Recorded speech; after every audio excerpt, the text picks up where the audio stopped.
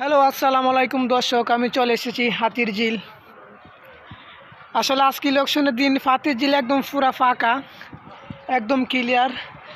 আমি অনেক দিন ধরে চেষ্টা করতেছি হাতির ঝিল একটা ভিডিও বানাবো, তাই আজকে আমি সেই নেত্রকোনা জেলা থেকে এসেছি একটা ভিডিও বানার জন্য। তাই আমি ভিডিওটা আজকে মন মতন বানাইতে পারতেছি, কিন্তু সিকিউরিটি গার্ডও আমাকে বাধা দিচ্ছে না। দেখেন পরিবেশটা কত সুন্দর, অসাধারণ পরিবেশ। আসলে ঢাকা শহর পাকা থাকলে কি যে একটা সুন্দর লাগে, এটা অবশ্যই আপনারা জানেন।